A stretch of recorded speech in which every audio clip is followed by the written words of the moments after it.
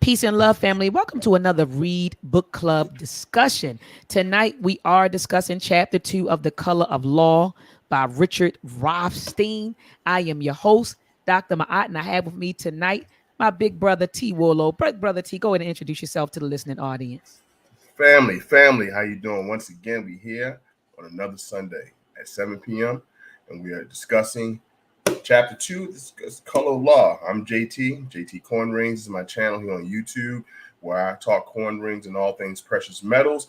But today we talking about the housing crisis, the Black Ghetto, and Ricard Rothstein broke it down, and I'm looking forward to this discussion.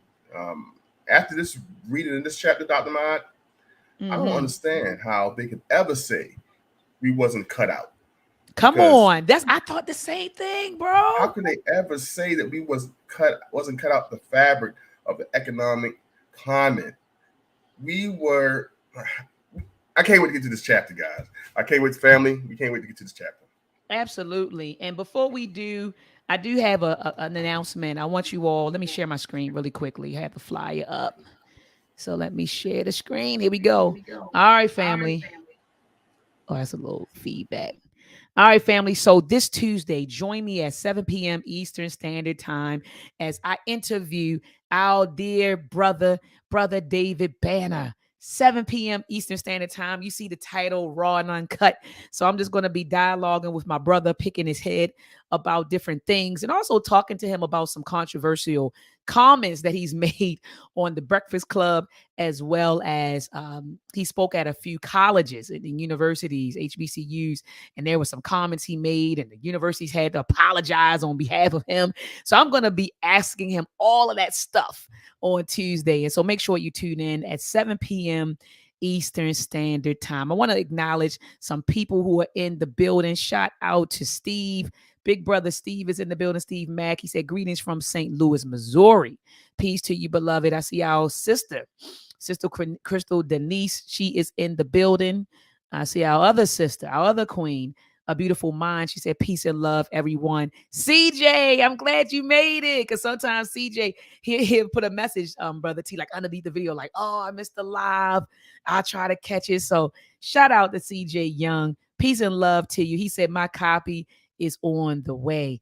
Ashe. And so just like Big Brother T. Warlow said, this chapter was powerful. This chapter talks about the origins of public housing and Black ghettos. We see them, we see them there, Brother T, we live in Baltimore. We remember seeing the high risers when you're driving down Martin Luther King, Murphy Homes, all of those different places. We saw it.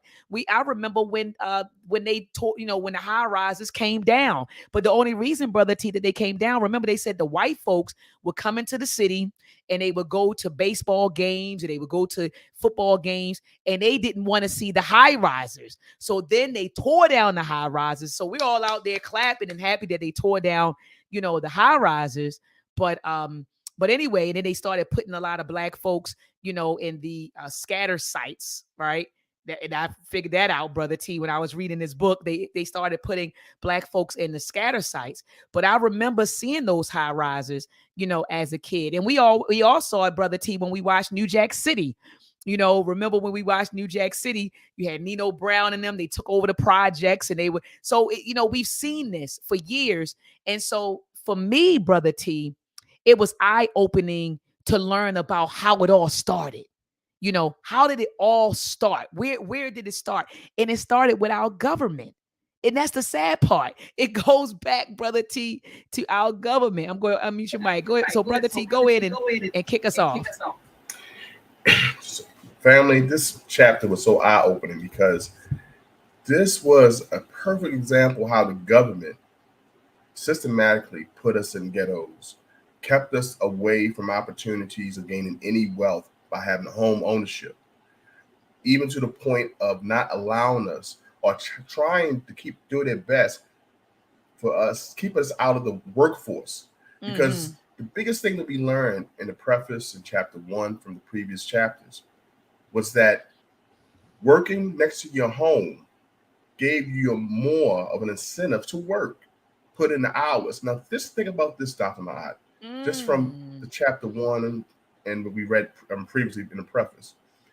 When you're close to your job after doing a hard 8 to 12 hour shift, if you had to ride or drive 20 miles away, and then think about getting home, spending time with family, then sleeping, then having to drive another 20 miles, however you choose to get there. If you had transportation, if you had a vehicle, in this chapter, they did not talk about mass transportation, didn't talk about No. subways. They talked about how persons rented one vehicle and they drove, they commuted. Just think about being late. Mm. Just think about how early you had to wake up, how early you had to retire. All these obstacles were put in our way, but some of us continued. Now, in this chapter, we found out that the projects were created for whites. The project was created Hold on, brother T. Say that again. The projects were created for who initially? for whites. So when people say, "Oh, those project babies," they understand. They don't understand the history. And one thing this country has left out was what they created and who they created it for and That's how right. they locked us out systematically. So this chapter was very powerful in that sense. And one thing I love about all the writings, any book that we read, is if the author picks out a passage or they pick out a picture with a caption. And on this chapter, chapter 2, we talk about um, Detroit. The author, Ricard Rothstein, picked out a portrait of a family moving into the Sojourner Truth projects. Hmm. As we learn later on in this chapter, is that the blacks moving into this project was a problem. A race riot started. So it tells you also in this chapter that blacks had a hard time moving anywhere Yep. close to whites. But they wasn't moving because they wanted to be and they wanted to have, like they called it early in the earlier chapter, Mm. harmonic living. You know what I'm saying? They wanted to move close to where they worked.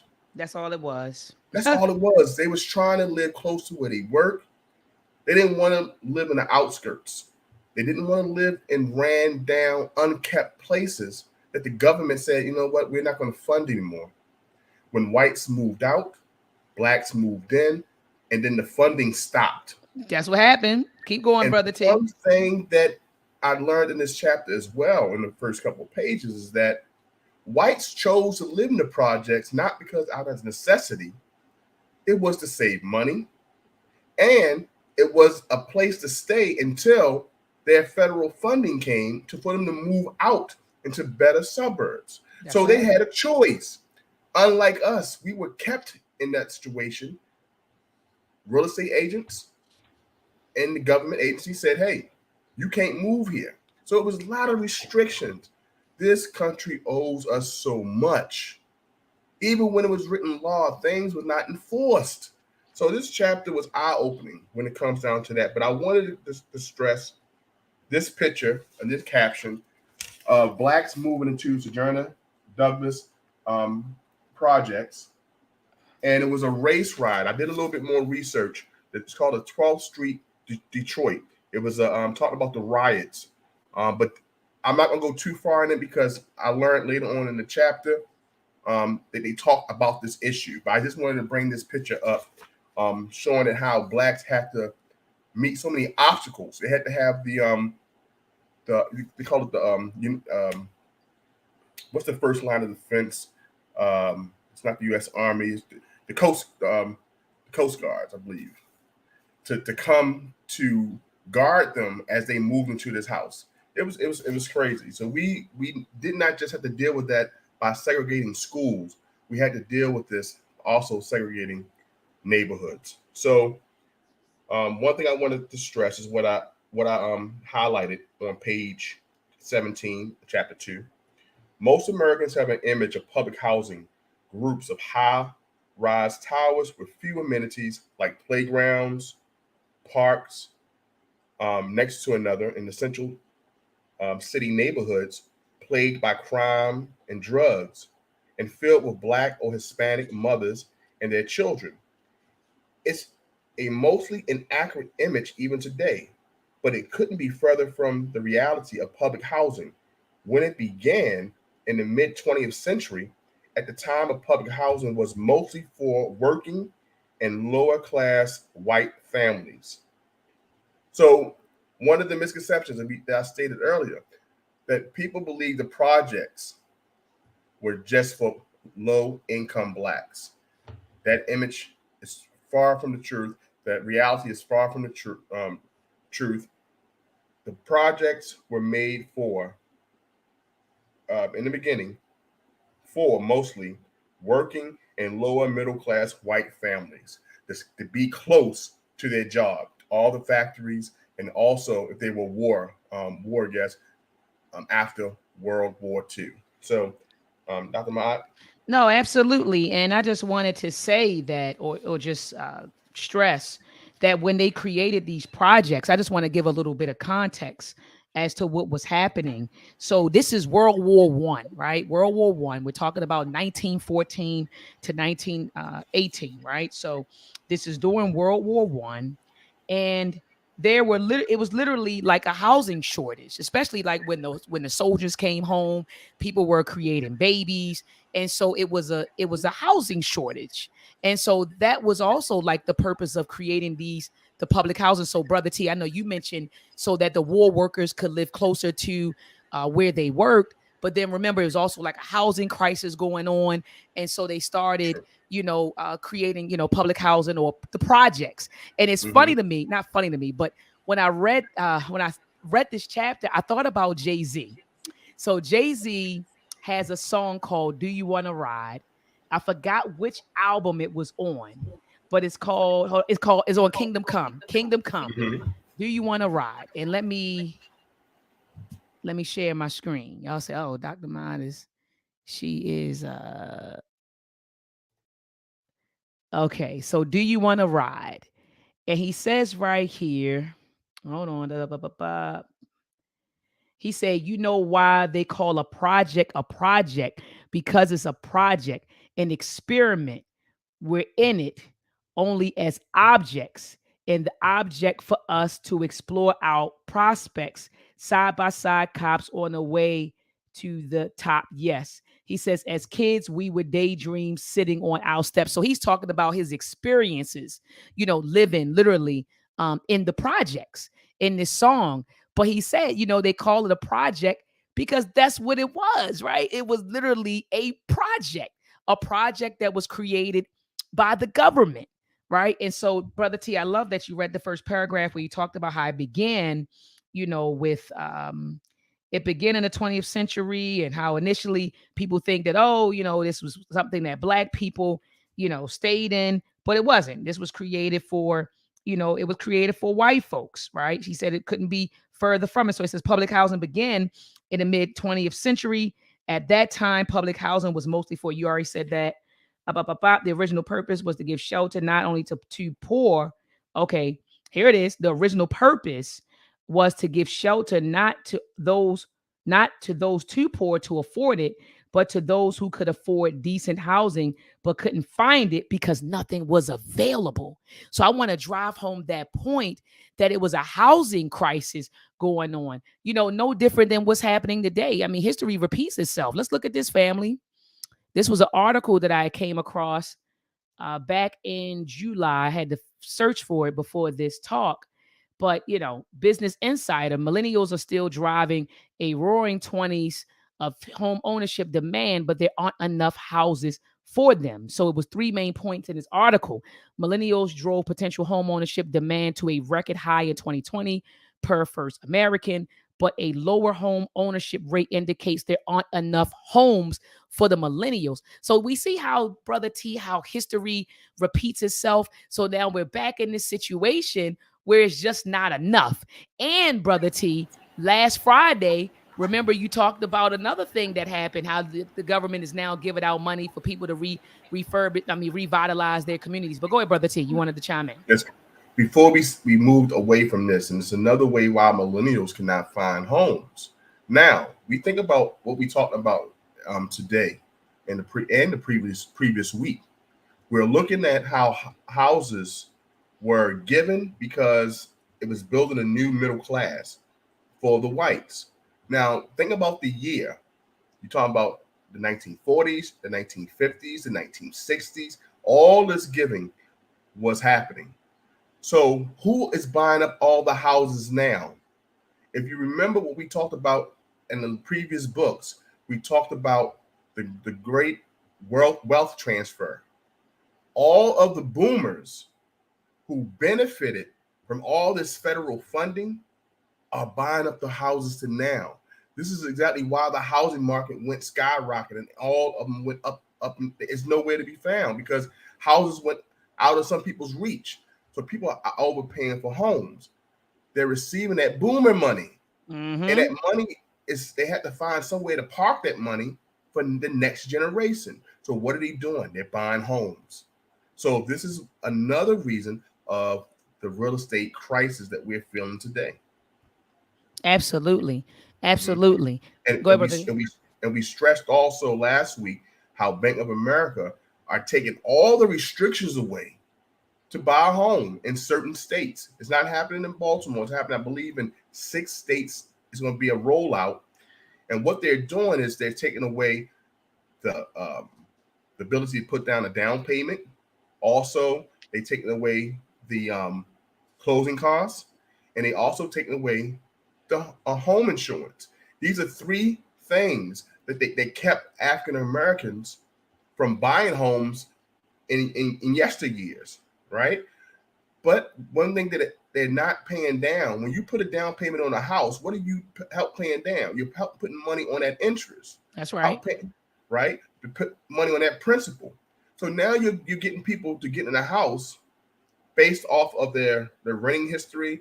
They're paying their gas and electrics and stuff like that because you're not going off a credit. But you may be putting people in a house that they can't afford.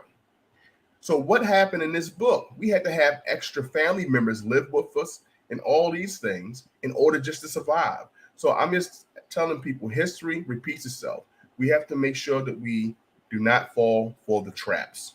Absolutely. I mean, I couldn't agree with you more, brother T. And so, moving moving to the next point that I wanted to make is that, um, so these projects were again created for white folks, right? Lower to middle class, white families, and we couldn't get in, right? We couldn't get in.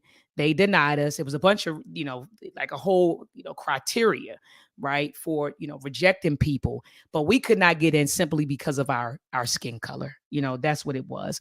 And so then they started creating these projects, and we move into the Great Depression, right? We move into the Great Depression, of the 1930s, okay, and into the 1950s.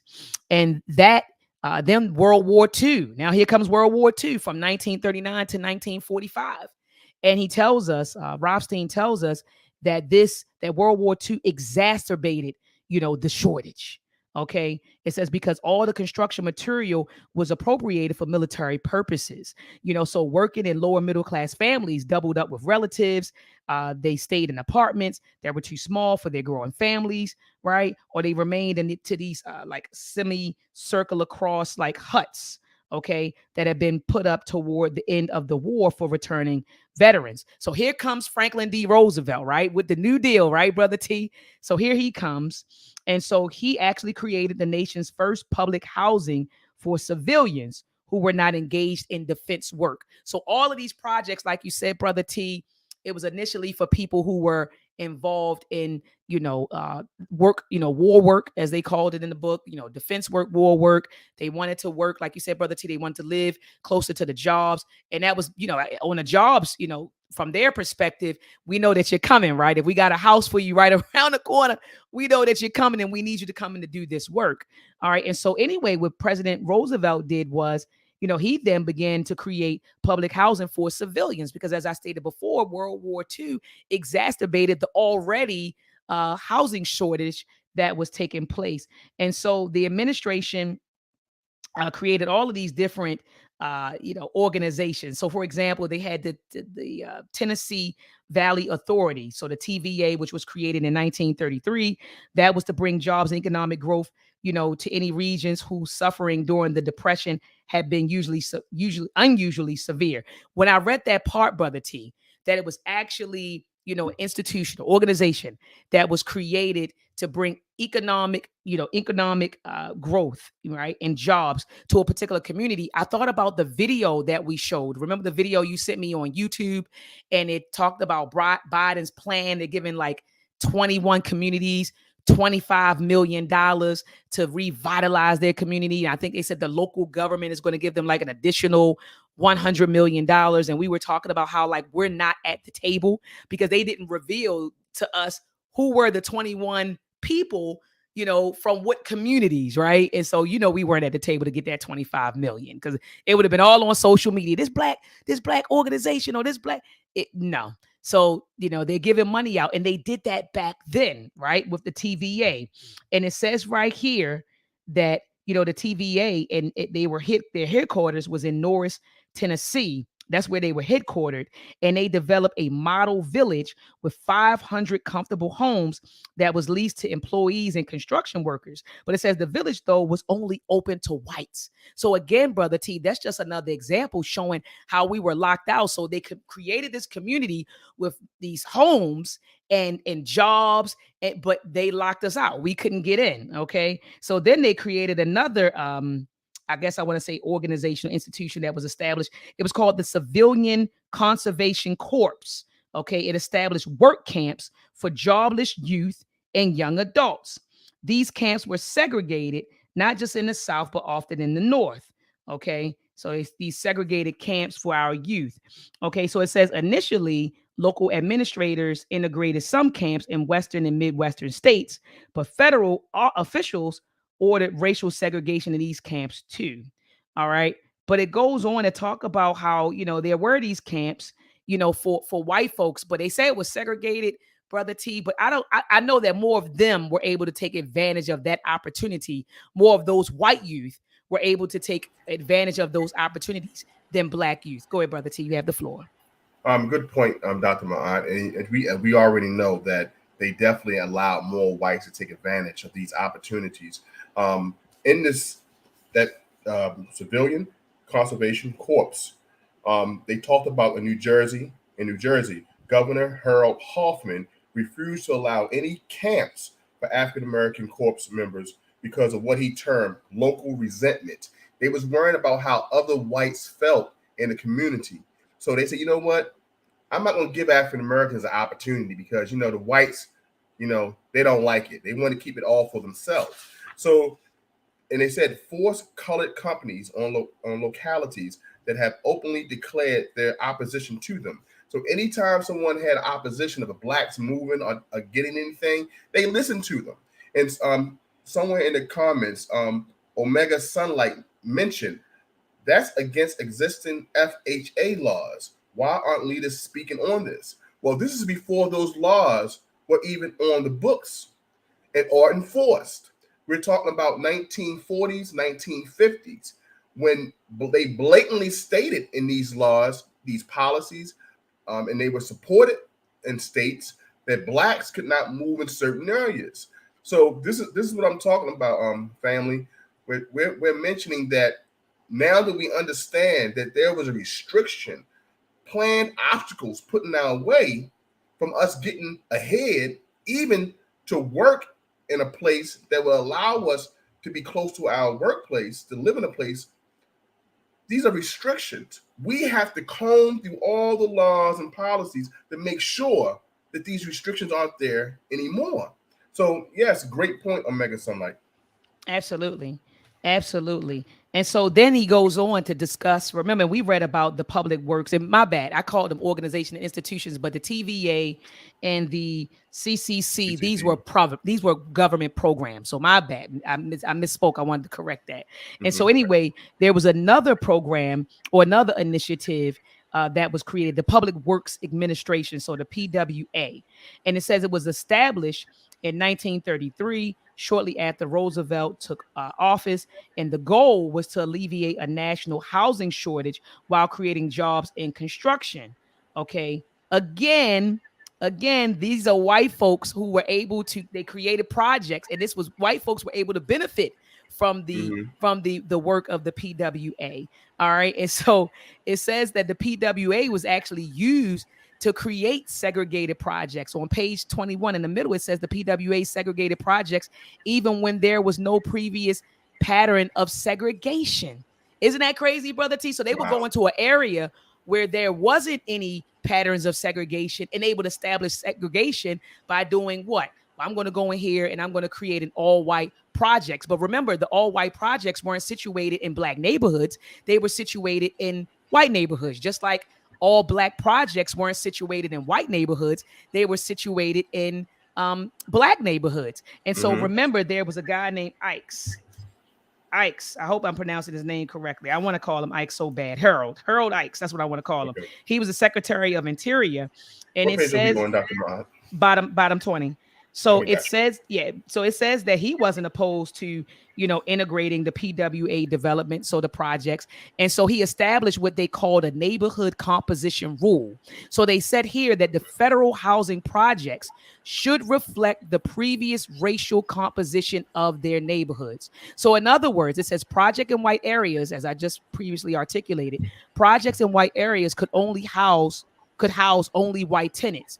Those in African American areas could only house African American tenants. Now, Brother T, I know that you read this. When we go in the book, they said even in integrated communities, they will go Mm-hmm. into integrated communities and create a project, but instead of the project being integrated, right? Because according to the neighborhood composition rule, it says that the federal housing project should reflect the previous racial composition. So technically, if this is a project, if this project is going to be established in an integrated community, then the Mm-hmm. project itself should be integrated.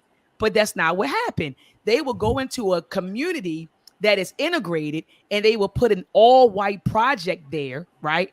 And then next, the community racial composition switched from being integrated to all white. Right.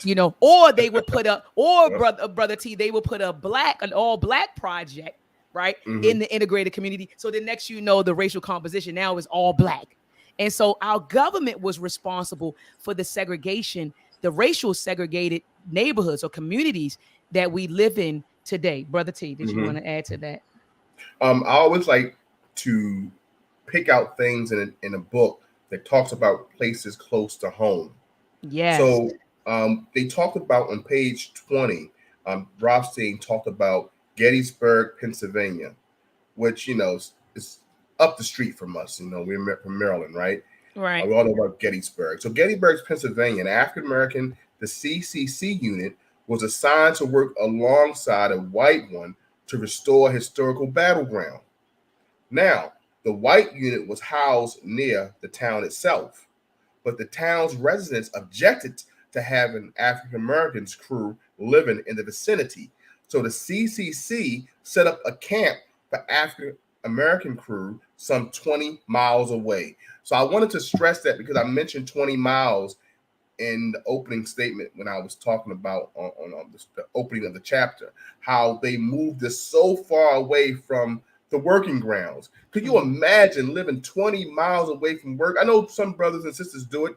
We commute from Baltimore to DC or the neighboring counties. I couldn't do it. I had to live 5 minutes away from my job because if I didn't, I'll be fired. I'm just saying, That's real. difficulty of transportation it was much more difficult at this time. And can you imagine saying, hey, I'm going to move you on the outskirts. Now find your way to get to work or you won't have a job. So I'm just trying to paint a picture on how difficult it was for our elders to maintain life, even with skilled labor. So I wanted to stress that before we go. And also, um, further down on the chapter, you talk about Harold Ice. The PWA 47 projects, 17 was assigned to African Americans, 6 others were segregated by building, the rest were whites only. They always accommodated the whites. And when they did accommodate the whites, they made sure their housing had all the amenities. We Say it, had Brother none. T. We had none. We just had to just deal with what we had, and usually it became the slums because not because We couldn't take care of it. Number one, we didn't have the funds, The funding. like we wasn't getting paid like the white workers. Number two, when it was finally turned over to us, federal funding sold it to private companies. So the federal government said, well, we no longer want to fund it. No more funding, no more maintenance, no more taking care of the grounds. Y'all deal with it. So a lot of these things that was blamed on us was really them stopping funding it because the whites moved out to the suburbs with the federal funding they gave them. So, brothers and sisters, this chapter is very eye-opening. Absolutely, extremely eye opening, and take X said Harold Ikes. I'm from the Ikes projects in Chicago. Well, they're torn down now, right? Like bananas, brother T. So anyway, they ended in 1937. The Congress ended the PWA, so the Public Works Administration program, right? They ended that, and it says that they ended up they provided a newly created program, right, called the U.S. Housing Authority, so the USHA. And it says the authority continued the policy of claiming to respect existing neighborhood racial characteristics while in practice creating newly racially homogenous communities. That's what they were doing. And it says that the first USHA funded projects were built in Austin, Texas. I thought about Baba Amin. I know he's from, I think, Dallas. He's from out Texas somewhere.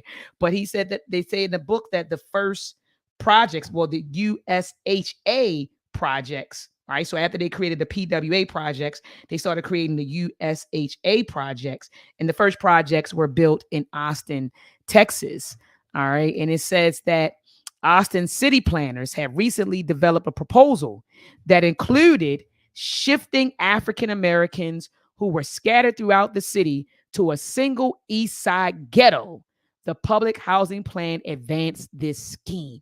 So essentially, what they were doing, Brother T, was they were isolating us, right? That's what they were doing. They were creating these projects. Okay, well, we're going to go in here, we're going to create these projects, but they were creating racially, as it said, racially homogenous communities, and they were taking us and said we were scattered all over. And I guarantee you that if we go to the east side of Austin, Texas today, you're going to see that it was heavily concentrated. It's heavily concentrated with us, and no one to tell you why.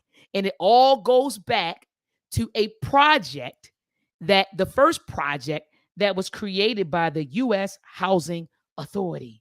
So anyway, it says right here. Now he says this. He does he puts a caveat in the middle of page 24. He says certainly many urban areas already had distinct African American neighborhoods when the PWA or USHA came on the scene. Federal agencies cannot be charged with sole responsibility for segregation, but they reinforced it. Okay, they reinforced it. So then, Brother T, I don't know if you want to point out for the next couple of pages, he names a lot of projects that were created in various places, right? So created in Detroit, well, Chicago, created in Boston. I'm looking at some more. Created in Boston, Detroit.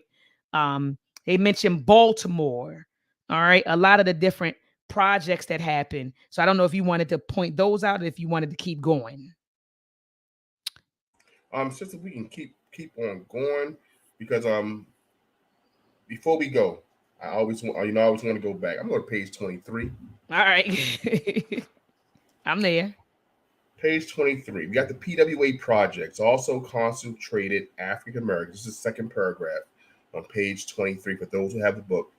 The PWA projects also concentrated African Americans in low income neighborhoods in Detroit, Indianapolis, Toledo, New York, where, for example, the PWA credited two segregated projects: the Williamsburg homes in a white neighborhood was for whites, and the Harlem River House in a black neighborhood was for African Americans.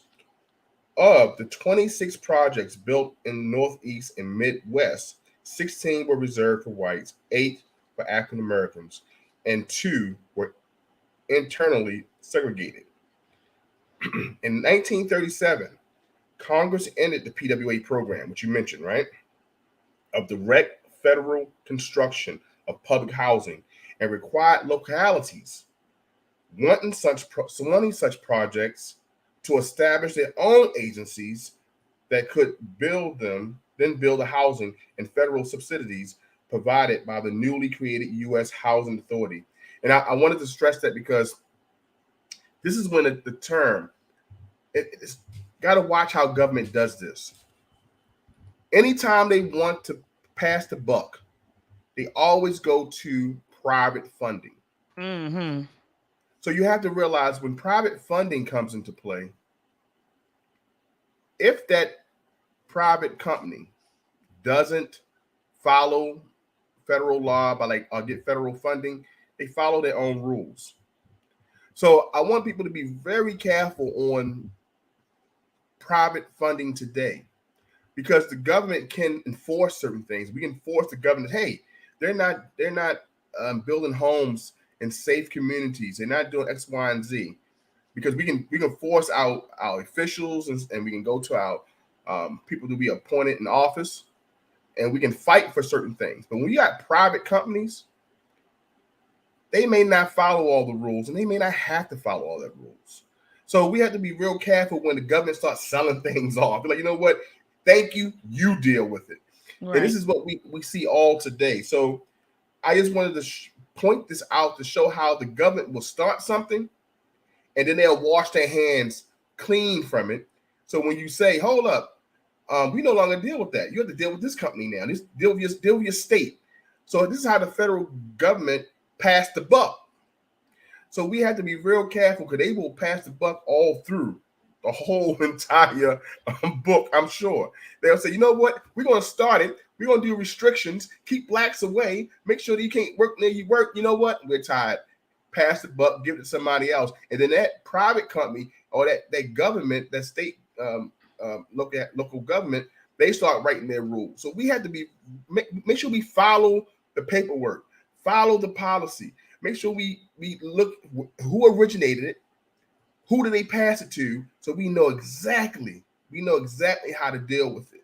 And that's one of the things that we always want to focus on. Who has the paperwork now? You know what I'm saying? And so we know who to go fight. You know, we know who to go handle our business with. You know what I'm saying? So I just want to make that point. No, absolutely. That was an excellent point.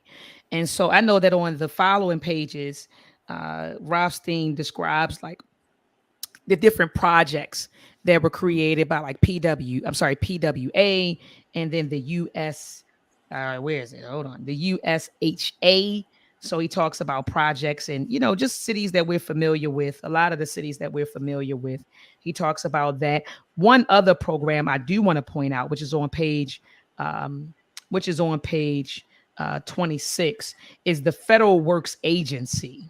Okay. So he talks about the Federal Works Agency, and it says at the time, the Federal Works Agency, the FWA, had also been given responsibility for constructing temporary housing for war workers. Clark Foreman, its director, proposed a Detroit development, the Sojourner Truth Homes. I think you mentioned that, for African Americans. And the project was in the district of the Democratic Congress, Rudolph, who persuaded his colleagues that funding for the agency should be cut off unless Foreman was fired. So it was this whole ordeal because what they were trying to do was to make it a project or a plot. They were trying to use a particular area to put the project there for African Americans. But it said that this area that they wanted to put it in, check this out at the bottom of page 26, Brother T. It says that it was an industrial area deemed unsuitable for white people. So they were just trying to put us anywhere, Brother T. Anywhere. And that's when right here, where they tried to put that project in the white neighborhood initially for African Americans, that's when you said the white people rioted. And so that's at the top of page 27. But this verbiage, all of this goes with the picture that you showed at the beginning of the discussion, where they were trying to put the African American project in a white neighborhood. I don't know if it was on the outskirts of the white neighborhood, but the people started saying, hold on, wait a minute, the property values are going to go down, and the white folks started getting upset. And that's when they had a all-right riot. It said whites in the neighborhood rioted, leading to 100 arrests. All but 3 were African Americans, and 38 hospitalizations. All but 5 were African American. And so after Mhm. that, and I have written in my margin, there was some fear mongering going on. So you don't remember how the politicians were literally like weaponizing, Mhm. they were weaponizing racial fears. And so they were using racial fears in order to get votes. And this was in Detroit.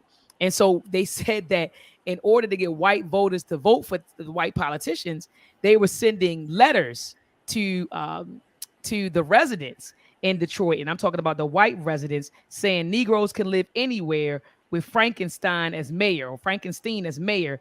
Negroes, do Mhm. your duty November the 6th. So they were acting as if like Negroes were invading their Mhm. neighborhoods in order to get votes. And so I was just thinking like all the fear mongering that was happening. But then we read that Brother T in another La- chapter that was yes, last last. week, right? Where Mhm. he, what was going on then, Brother T? I forgot. They made a point to say as soon as blacks start moving into the neighborhood, they Right. immediately wrapped each other up, sent out flyers, made sure that it was in the news. The blacks are coming. Like Paul Revere, they like the blacks are coming, the blacks are coming, the blacks are coming, and they made Blockbusting. That's what it was called. Blockbusting. blockbusting. That's right, Yes. blockbusting, and they made sure that they rallied. And this was the first episode of the White Flight show. Yes. They was ready to go, and they used the same thing. And as we shared last week, is what Antonio Moore would call making blacks a contagion of wealth. So as soon as we came, they ran because they scared the white homeowners and saying the property values will drop. So this is another scare tactic. They did not want us, our elders, to move into the Sojourner Douglas projects because it was a close vicinity to their homes. So they fought them tooth and nail. They came there with bats and all types of stuff. I have a picture of it. I don't know if I can show it. I sent it to you a little too late. It may not come out pretty well. I'm sorry. But this is a picture of them grabbing one of our ancestors, one of our elders, and beating them with clubs. Mm. He would drag them off and lock them up in jail, all because they were trying to protect themselves from the onslaught of the white violence, the white riot, Mm. all because they were living next to where they work. Mm. It's totally crazy. So the Sojourner Douglas projects in Detroit in 1940, I believe 48. Mm-hmm. So it's like it's crazy. This is one of the examples of how they rioted and they all got together to try to stop blacks from moving close to their workplace. Mm-hmm. And so then we started, I wanted to move on to, I'm on page 27 now, but move into Mm-hmm. how after a while, Brother T, like you said, when they were white folks started building suburbs, then the white folks started leaving those projects and moving into the suburbs, which left vacancies. And so then we started moving into where they were, and like you said, Brother T, did the daggone funding dried up. And so Mm-hmm. we were unable to keep those projects up. And so, anyway, he does mention, and I remember Queen Amina, that sister Amina came on. Mm-hmm. I think it was the week before last, and she talked about how not only did we move into those projects, right? Like so, when the white folks moved out, we moved in because they moved to the suburbs. She started talking about the Japanese, and he mentions them at the middle of page 28. She talked Okay. about how it says right here the federal government relocated. Let me start over from the beginning. So the Western Addition. So these were projects in San Francisco. Okay. Okay. And so it says that the Western Addition had been a mixed community, including a large Japanese American population. But when the federal government relocated Japanese origin families to internment camps, right? Mm-hmm. Internment camps, it says their residences were vacated and African Americans were able to rent them, making this one of a few San Francisco neighborhoods where African Americans could find housing, right? And so then it goes on to say by placing a segregated project in this integrated area, the housing authority propelled it to transition to almost black. So as soon as they put African Americans, even if it was integrated or it integrated, or a few white folks were there, like you said, white flight happened, they were like, oh no, I'm getting out of here. But I just thought of Mm-hmm. Queen Amina when I read that, because she was right. We also took over where the Japanese people were living at one point. So it Right, wasn't right. just white, it was also Japanese folks. And so he talks about the Bay Area. Private housing in the area became available to whites. So that's whites were moving out into the suburbs. We were moving in. Then he talks about that court case. Remember the NAACP took it all the way to the Supreme Court. Let me see. In 1949, okay, it says the San Francisco Board of Supervisors adopted a resolution requiring non-segregation for future housing projects and for filling vacancies on a non-discriminatory basis. But the city's housing authority voted to reject the new policy, and as a result, all public housing construction was suspended.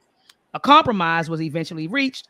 The housing authority agreed not to discriminate in future projects while maintaining its segregation properties in those already existing.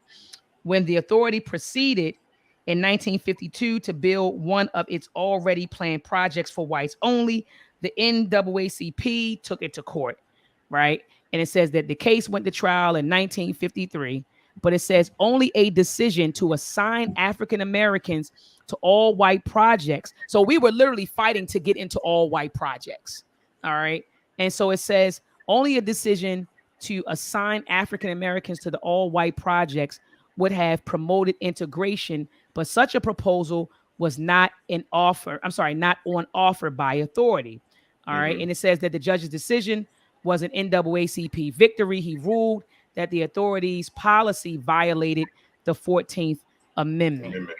Yeah, so that was, I guess, that was a so-called win, right? It started in 1949, went to trial in 1953, but I Mm-hmm. think that something happened.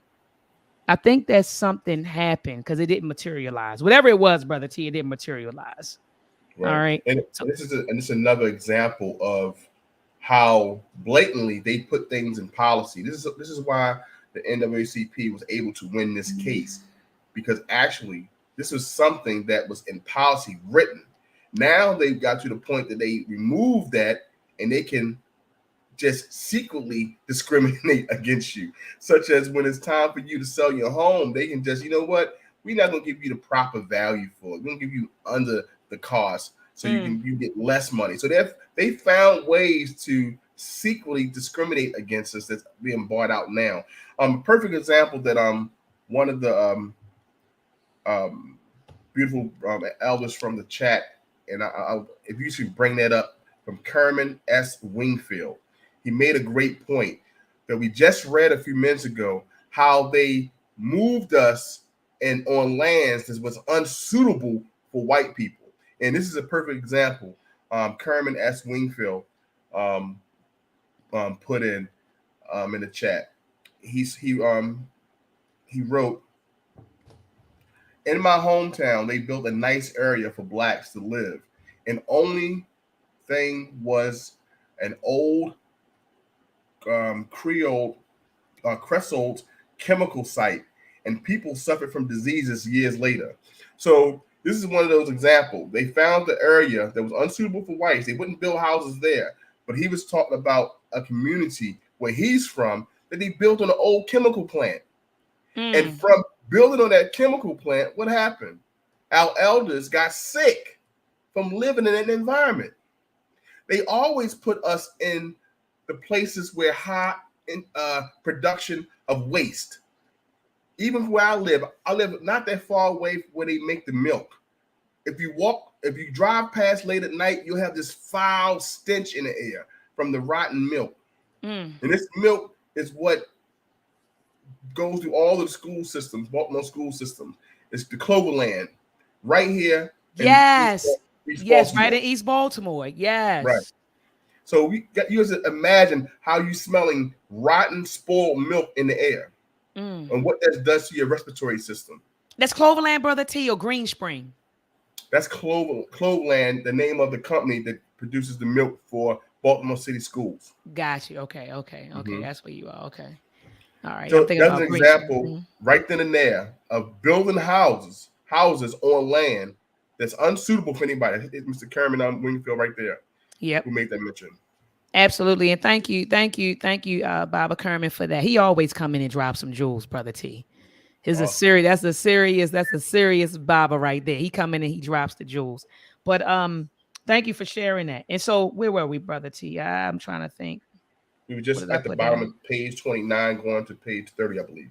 Okay, yeah. So it was a victory, and I was saying that I think that nothing happened. I don't think nothing Hmm. really materialized, but it did go to the Supreme Court, and the Supreme Court said, yeah, it does violate the 14th Amendment. And great point, brother T. You're like, look, that's. I mean, they wrote it down. It's on record. Like they Hmm. were bold, in what they were doing. It was out there, and Hmm. so then he goes on to talk about Harry Truman becoming the president once Roosevelt died. And it says, he was, by the time he was elected in his own right in 1948, it says the lack of civilian housing have reached a crisis. So millions of the returning World War II veterans and their baby boom families needed shelter. That's what you and I were talking about earlier today. So it says in Hmm. 1949, he proposed a new public housing effort, right? And so it says the conservative Republicans had long opposed any government involvement in the private housing market. They supported the Lanham Act as a war measure only because it contained a commitment that all federal housing for war workers would be demolished or taken over by localities after hostilities ceased. Okay. And so what I saw was, he proposed that, and then something about the 1949 Housing Act. It was actually adopted, but it was just going back and forth between the Republicans and the Democrats.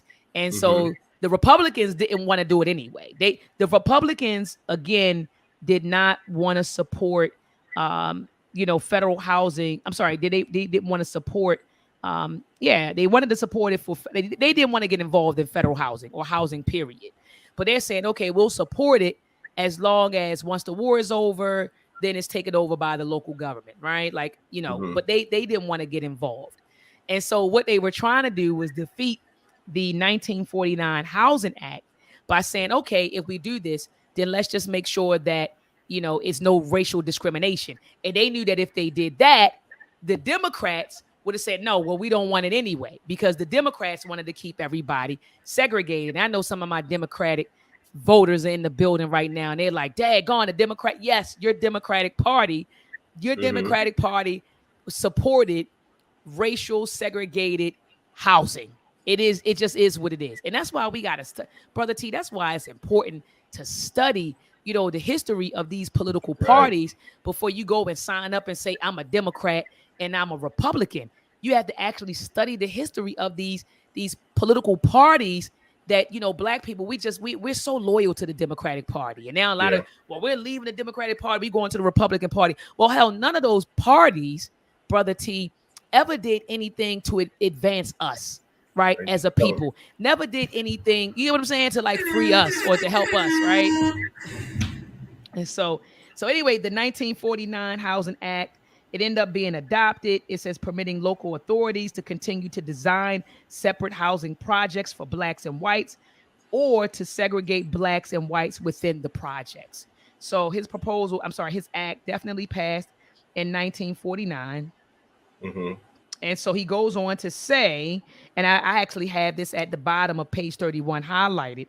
These are some good points, in my opinion, that's made. It says, whether such segregation was in anyone's best interest is doubtful.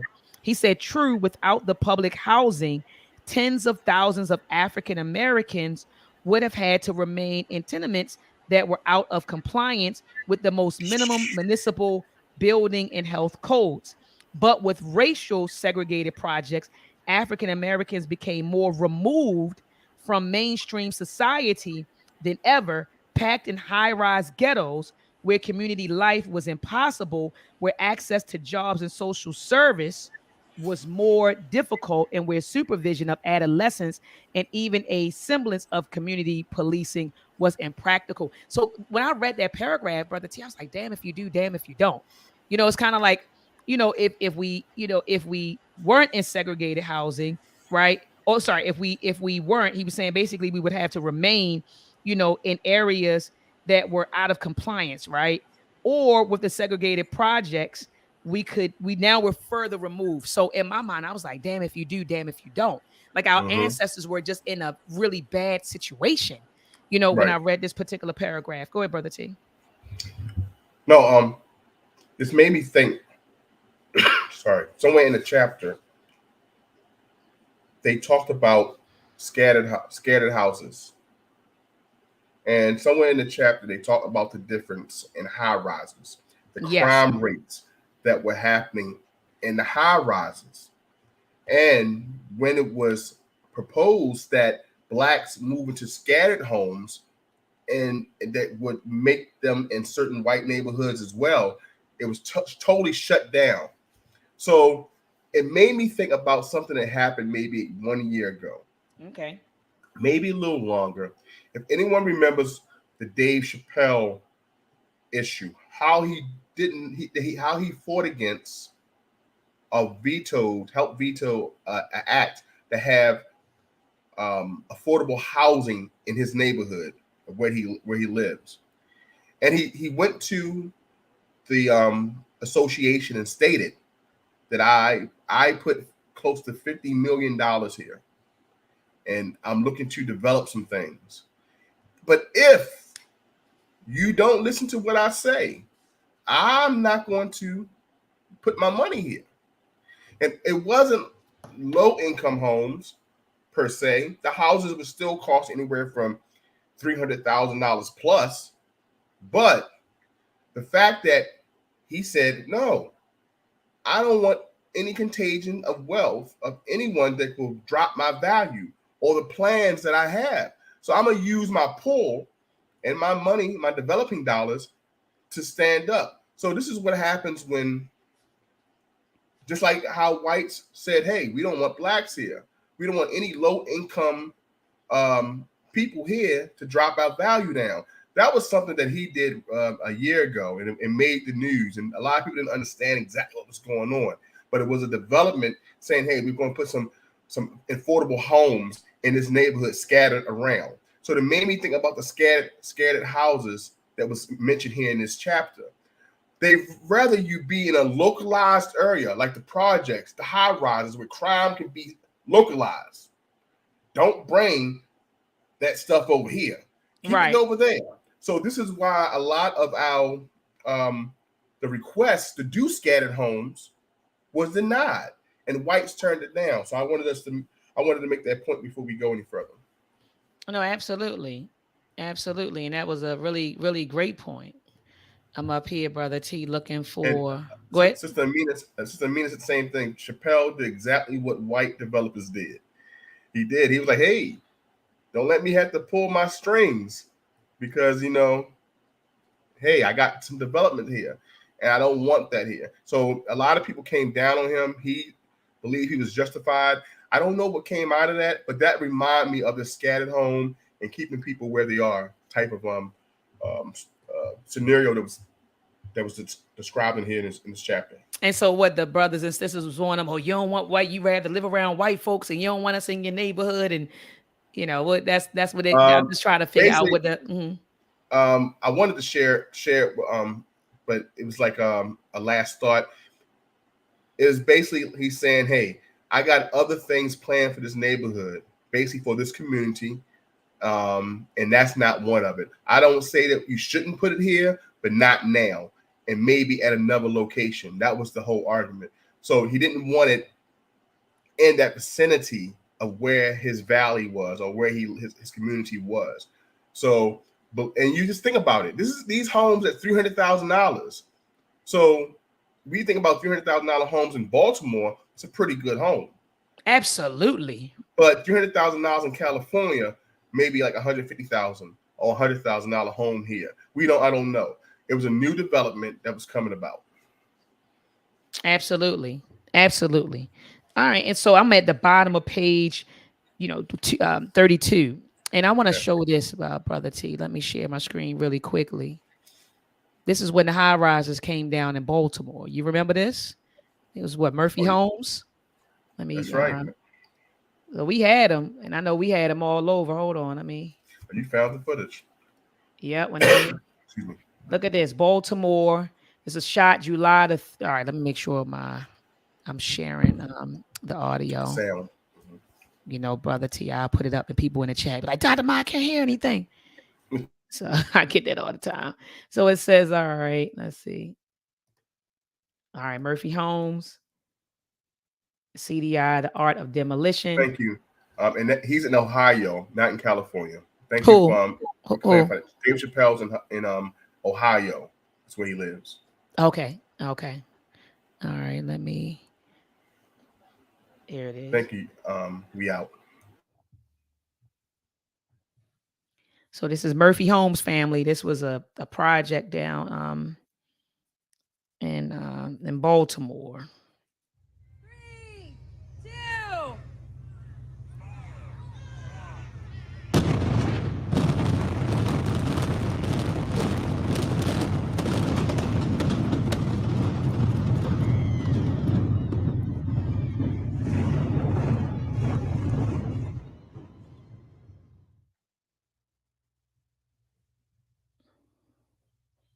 So that's another view of when it came down. And Brother T, I remember this 99.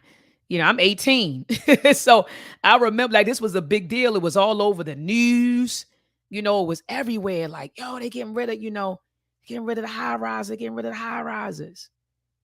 And I remember just hearing black folks say, like, I never did any research, but I remember black folks were saying that it was the white folks that kept saying, I don't want to, go into the city and keep seeing these high rises. And, I don't want to look at it. And then remember, they already had plans and motions to gentrify Baltimore. So it's like, wait a minute, I want to get this out of here. If I'm coming back, get this out of here. So, but yeah, the projects, I remember when the projects went down. And I'm pretty sure this happened in other cities, family. I'm just sharing what happened here in Baltimore when when they yep.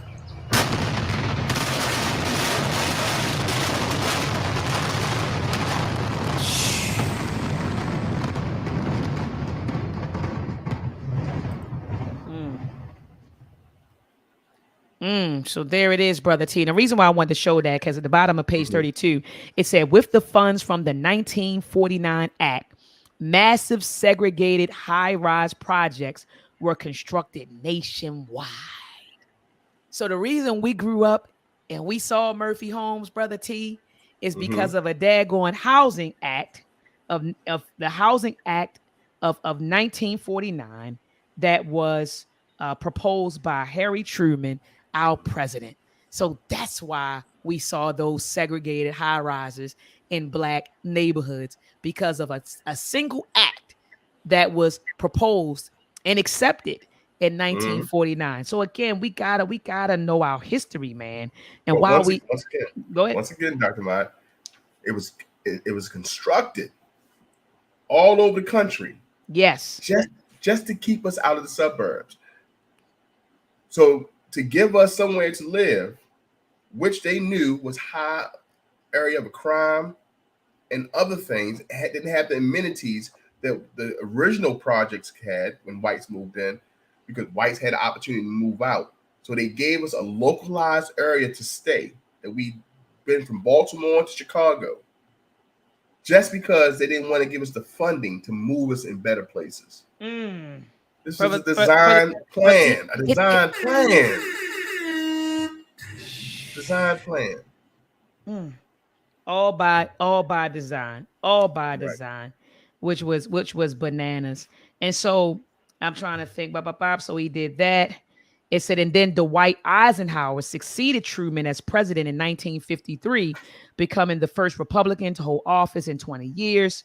It said there was a political realignment happening, right? So it said with the Republicans now becoming more conservative than the Northern Democrats on matters of racial equality. So wait a minute. Now you start seeing this shift, right? In 1953, where now Mm-hmm. the Republicans were becoming more conservative. Remember, because they were considered more liberal back in the day, right? And so Mm-hmm. now you see this shift, right, in 1953 with the Dwight D. Eisenhower taking Right. office, and the Republicans now are becoming more conservative than the Democrats. It says on matters of racial equality was underway. Soon, the new administration began to reverse the few halting steps towards non-discrimination that the Roosevelt and Truman administrations had taken, or at least considered. So, one, the administration formally abolished a policy that African Americans and whites receive public housing of equal quality. Woo! Okay, so that was one thing they did.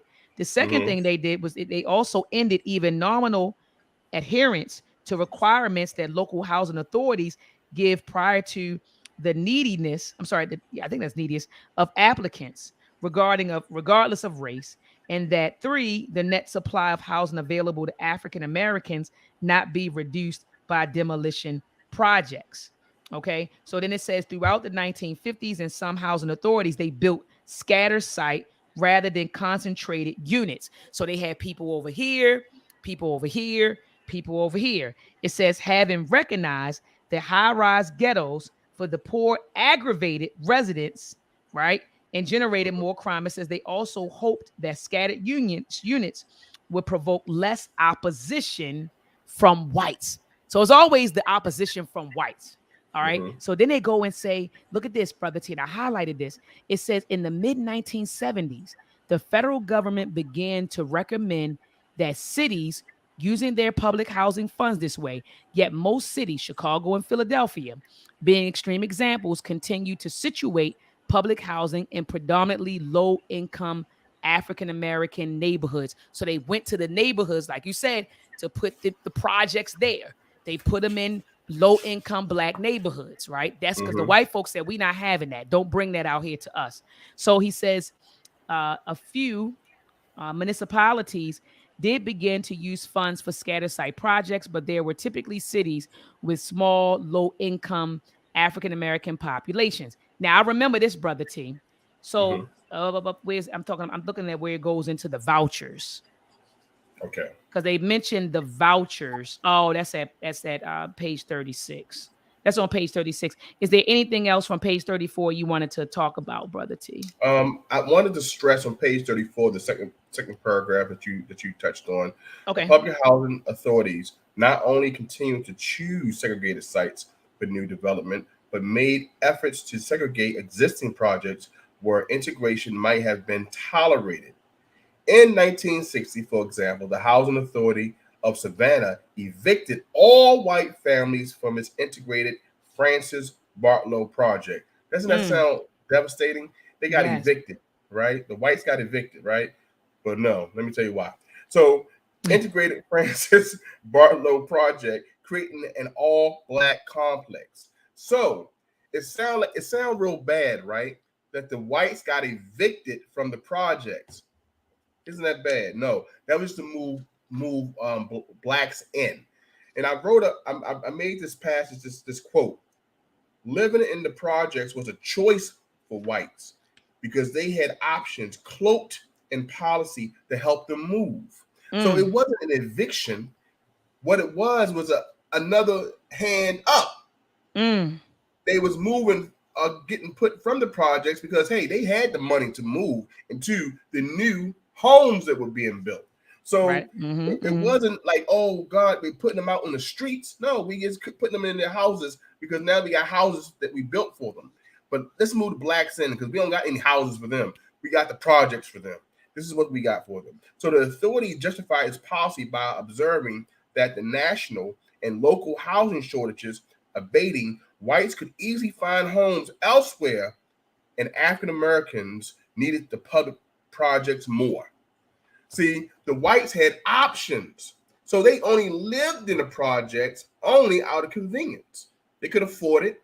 They could afford all the amenities. They could probably save more money. Oh, guess what? Look yonder. Look over the hills. There's our home. See y'all, we out. So they got evicted and they moved into their better homes that they now can produce more equity, yeah, uh, build their neighborhoods, have families, and left us in the project. So it wasn't anything bad. So I like the fact that he put the evicted. He made it sound bad, but they was moving to better places, Mm-hmm. Mm-hmm. I'm and up here. that's on page 34. That's on. Hold on.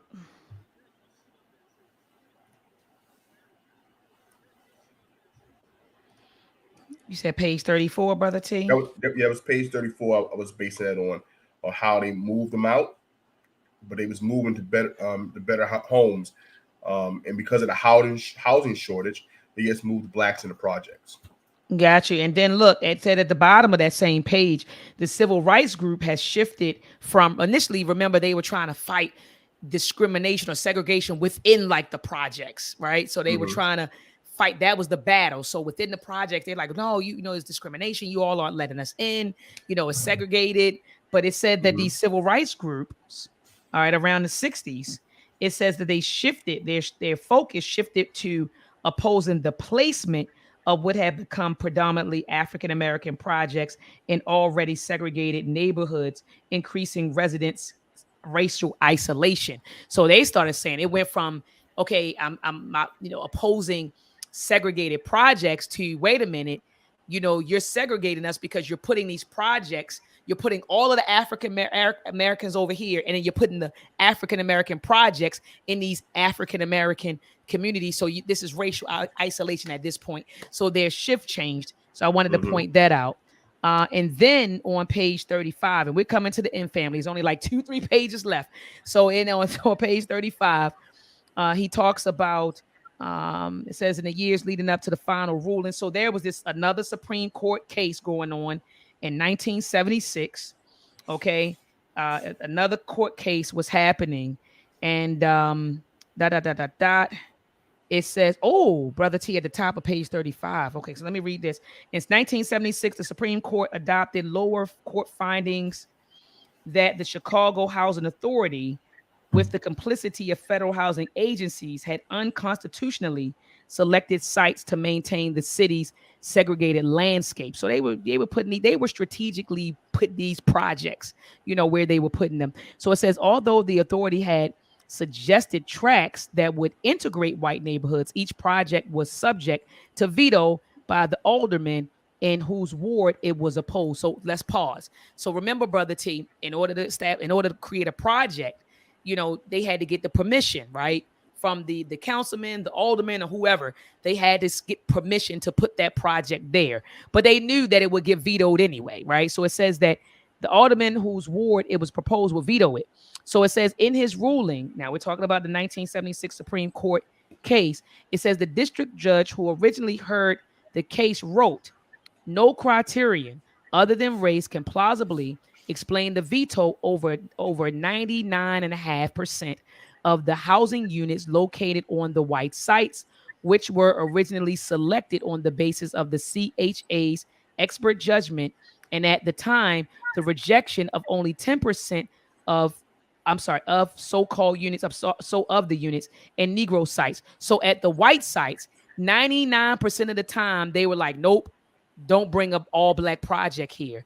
But in our neighborhoods, they only rejected it 10% of the time. So next to the margin I wrote, we are so inclusive, Brother T. So we were fine with them putting white projects in our neighborhood. It said in the black sites, it was only rejected 10% of the time. But in those white sites, 99.5% of the time, the aldermen were like, nope, don't bring those all black projects over here. So it goes to show you how white people are very, very, you know, exclusive. They're very Mm-hmm. exclusive, and we're very inclusive. You know, Yeah. 99.5% versus what, 10%, Brother T? Yeah. You know, so I looked at that and I wanted to point that out. And so is there anything on page 35 you wanted to tap into? Because it's something I had on page 36 that I wanted to No, sister, highlight. you go right ahead.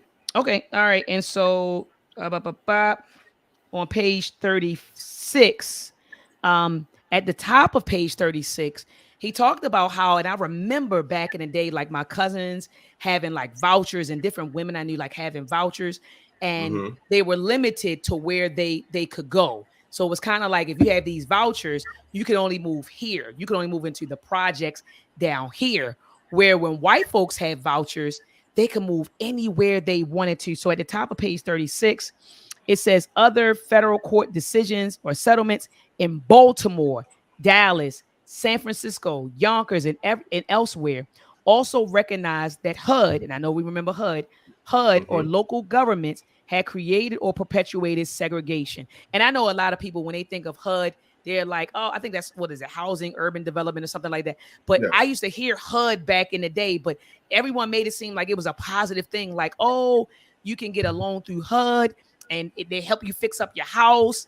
And like it was a positive thing. But then I'm reading here at the top of page 36, they're saying that, HUD and other local governments created and perpetuated segregation, because now that I'm thinking about it, Brother T, they were giving us loans to fix up homes in already segregated communities. It wasn't like HUD was giving us money to go into the suburbs to in a white neighborhood to fix up a home. They were literally giving people like loans to stay in Baltimore City and Right. fix up those homes. So anyway, it says right here that HUD and local governments created and perpetuated segregation. So then he gives an example of Miami. He says, in Miami, African Americans eligible for public housing were assigned to distinct projects, while eligible whites were given vouchers for rentals of private apartments to subsidize their dispersal throughout the community. And then it says it was not until 1998 that civil rights groups won a requirement that vouchers be offered to African Americans as well. Too late to reverse the city's segregation. But I remember when the sisters back in the day could only go to certain places with their vouchers. So white Right. folks can go anywhere. White folks can go in the city, they can go in the suburbs and use their vouchers to go anywhere. But we had to pick from certain areas. And I remember sisters saying, well, I don't want to move into the projects. I don't want to move into Latrobe. I don't want to move into Gilmore projects, right? I Right. don't want to move into McCullough homes, And so, so anyway, I wanted to point that out. And so at the other, now he goes into a summary of this chapter. But Brother T, I don't have anything left. But maybe I don't know if you want to summarize, or if you want to point something out on page 36 or 37 that you saw. I have a couple things highlighted, but I wanted to talk about page 36, the portion that says, from the beginning, real estate industry bitterly fought public housing of any kind, and had support from Republicans in Congress. Industry lobbyists insisted that socialism and housing was a threat to private enterprise. I wanted to stress that because I talked about how private enterprise was the issue. Now, real estate agents, why would they be mad? If blacks are moving into projects, right, they don't get any of the deal. No money. No one's buying homes. There's no home ownerships. They're not putting money into their pockets. So this is why it's stated that real estate market was pretty salty. They're like, you know what? Hey, we want some of this money. So this is, you gotta remember what we dealing with today. This Bank of America sounds good. No money down, no closing costs. Don't worry about having your house insured.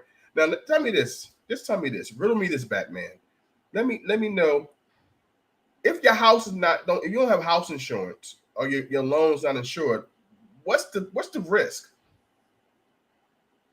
Isn't there a risk of not having your loan insured, the bank insuring your loan? It's like you don't have no protection. Right. Insurance is a form of protection. So if you don't put a down payment on your home, isn't there a problem that your house, you're not paying down on anything? It's like you put yourself in a bad situation. Is the point I'm trying to make, is that the real estate agent understood that, hey, we're not making any money. If you're putting blacks in high rises, and we need some of this money. So that's one thing that they want to stress, that private enterprise was missing out of the pot. So this is exactly how they got us. Now buying homes. They had to get some of that money. So that's why they didn't want certain government to do certain things for us. You understand? They wasn't fighting for our benefit. They was fighting to keep their hands in our pocket. So we go to page 37. We start talking about our homeboy that we talked about in other books, the terrible president, the one that had to leave. He's not a crook, Richard Nixon. Richard Nixon announced public housing should not be forced on white communities. So there's another one when a politician came out and said, hey, don't force projects and public housing on white communities. They want to be exclusive. Let them be exclusive. We had a president saying this. So we had Richard Nixon announced that public housing should not be forced on white communities that didn't want it. And he reported to Congress that many public housing projects are monstrous, depressing places, run down, overcrowded, and crime ridden. Remember, he was the president that wanted war on what? The war on drugs. Mm. So now, from the policies that were written to help us and to include us, he said, remember, we made this point in another book we read. He was saying that we need reparations, but not reparations for blacks, reparations for the American economy. We need to forgive ourselves and the atrocities that we put on the earth. So he was pushing for the war on crime, the war on drugs. The agenda was now changing under his guard. So this is the point I wanted. That's what we was bringing on to this ending of this chapter. How throughout the mid-20th century, government housing projects frequently defined the racial character of the neighborhoods that endured for many years afterward, reflecting on public housing in the state. So now we have this image of the projects of only being housed by African Americans. So we don't have the picture of how the ghetto was created. But this chapter definitely helped us to understand that information. That's why I think it was a great chapter. Absolutely. I just want to play. I gotta get a meme. You know, I gotta make this a meme, brother Ti. People, you know we've been fighting 400 and still fighting to this day. To this day. To this day. Got brother T. Brother T, you know that's my new meme. Brother, that's my new meme right there. Right. To this day. I'm gonna set it up so when I hit the button, it's just like boom. You know we've been fighting. We still fighting to this day. To this day. Yes. Facts. Oh man, it's just I gotta play one more time, brother T. One more time. You know we've been fighting 400 and still fighting to this day. To this day. To this day. I had to, brother T. I had to. He said that with passion. He said that with passion. Yeah, he just that's gonna be my new meme, man. Because it's just it's so true. And like you said, brother T, it was definitely an eye-opening chapter. It was eye-opening for me. I never knew who created the high risers. I knew I saw them as a teenager. Right. You know, riding around in Baltimore City, you see it. You see the high risers, you see the projects. I didn't know who created the projects, who created public housing. I mean, I knew the government created it. So let me be clear. I knew that the government created that, but I didn't know like the specific housing acts, the presidents, like when did it happen under whose administration? And I remember a while ago, brother T, you were saying that whenever, you know, you were talking about like presidencies, and you said that when you look at different eras in Black history, you always want to identify, you said the president and, you know, the administration, you know, and what were the policies that were, you know, proposed and implemented during that administration, and how did those policies impact Black people during that time? And so that really resonated with me. I was like, wow, brother T is right. When you do think of Black, you know, history, or our history right here, when you think about it and you look at the different eras, right? Who was the president? What were the policies, and how did those policies impact us? And so that's what this chapter gave me.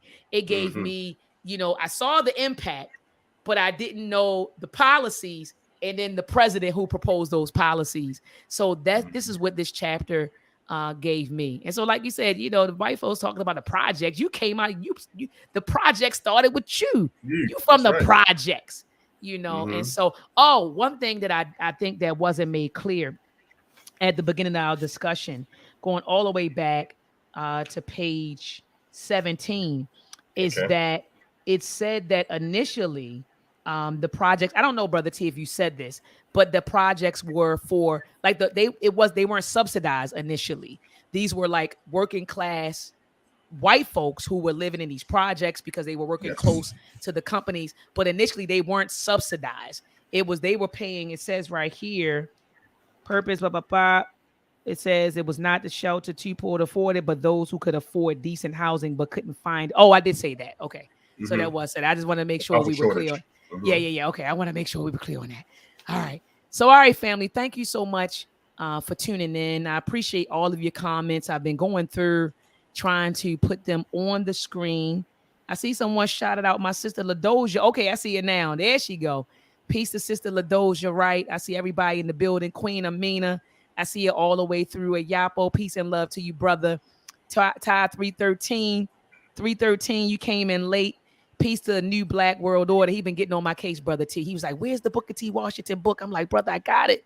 I got him. I got it. I gotta send it out to you." Yeah, He was like, and he was like, I need the address for the one I got sent out. yes, because he sent me an inbox. I was like, "Brother, I got it. It's in my possession."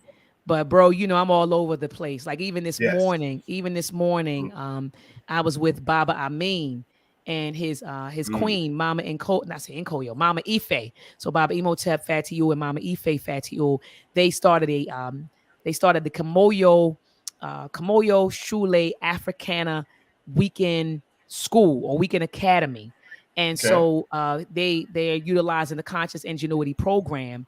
And so my instructor started over there today. And so we were with them and we were doing some STEM stuff with those beautiful babies. And so I'm all over the place. So like I said, blame it on my head and not my heart. I got you, new Black World Order. This I guy got it. gotta give you a round of applause for always doing the work in the community. You always putting in that work. You always Ashe. putting on great shows throughout the week to give us this community great information, unbiased information from all the elders and movers and shakers of our community. So I just wanted to give you that round of applause to Dr. Ma'at, our sister, who's out here doing that work, not just on Sundays, but Monday, Tuesday, Wednesday, Thursday, Friday, and Saturday. Thank you for all you do. I appreciate your words because you're not lying. It's like Sunday through Saturday. And that's why Yes. my family's like, you need to take a break. And they're right. And I actually spoke to Bob and Wally Mubarudi about that. And he was just like, you need to take a break before you experience what he calls revolutionary burnout. Because you just want to do the work. It's like you just want to do the work, but he was just like, you gotta take care of yourself too. So I'm gonna try to slow down a little bit, brother T. I keep saying that, but I'm gonna try to. Why you? I'm gonna try to slow down. You were like that. I'm gonna try to slow down. I'm gonna try to slow down a bit. But when I'm doing stuff like this, like when we're on the book club and I'm interviewing folks, it doesn't feel like work to me. Like this is my fun. Everybody has their fun. Like this is my literally. I had fun tonight. Right. This is my fun. Dr. Mott, we met, we sat down and we talked in the kitchen one day. When we first discussed books that we read and things that we love. This is like over since 2010, right? 2009. Yep. I remember just sitting in that kitchen and we just my sister said, "Gotta meet her. You gotta meet her. You gotta meet her." And she was telling me the same thing. You gotta meet my brother. You gotta meet my brother. You're gonna love my brother. We've been at events that we blocked out everybody and just had a conversation. So people like these people, but we knew we love to talk and we love this information. So this book club was my opportunity to have that conversation. And we have over 80 people in the chat tonight, and not one person told us to shut up. That's what I love about this book club. they were over us at the brunch. Remember? They was like, come on. They was like, JD said, can y'all stop? Please, because you and I was in there, we in there building like, it's so black people, we gotta do this. And you was like, yeah, the black man. I'm like, in the black man, the black woman. So we in there, and then I forgot the girl name. I think her name was D. She said, D said, dang God. So JD interrupted our build at the you and I were going at it for like an hour and a half, just going at it. So JD interrupted it, and D said, dang God, we was just getting ready to get the revolution started. Oh man. Most definitely. Oh man, brother T. So family, I'll be back live on Tuesday at 7 p.m. Eastern Standard Time, family. I'll be back live with brother David Banner. That brother's coming on, and I can't wait to sit down and just pick his brain, right. and to learn about all of the different projects that he has going on. And so looking forward to that discussion, family. So I will be back live at 7 p.m. Eastern Standard Time. Please make sure that you go to the YouTube channel and set your reminders, because you know how it is, brother T. We forget we got 50 million things going on. People have jobs and families Right. and kids and work. And so people will, forget. But people will forget. And so anyway, who's CJ? Let me block him. Y'all get the sister Crystal, you gotta get these trolls out of here. We You had gotta one get person to say it. yeah, we got. Oh, he said what? I blocked him. I thought was he playing or was he serious? Because I just hurried up and blocked him. Like, Oh no, it was oh one my person that bad, said it. my It's all bad, good. my bad. I ain't mean to if the brother was just playing, but I'm like, man, the trolls have been coming, We got boy. But we got Gail and Knight in the house. Gail and Knight is like the moderator of YouTube. Gail and Knight is everywhere. I love her.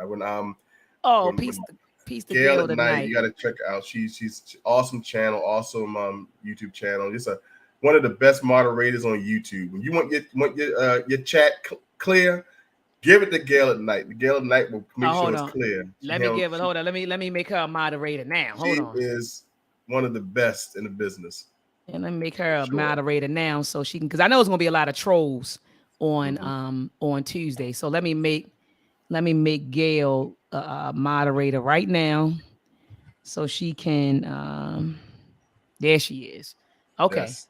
Make her a moderator right now. So when she, she see it. Oh, Sister Crystal says she ain't see it. Yeah, Crystal, these just these trolls, man.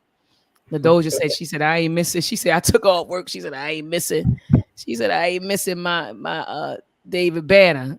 Sister Oh LaDoja. She said, yes, I thanks for got the to see that love. Tuesday night. I will be at work, but I'm gonna play that. I'll be playing that.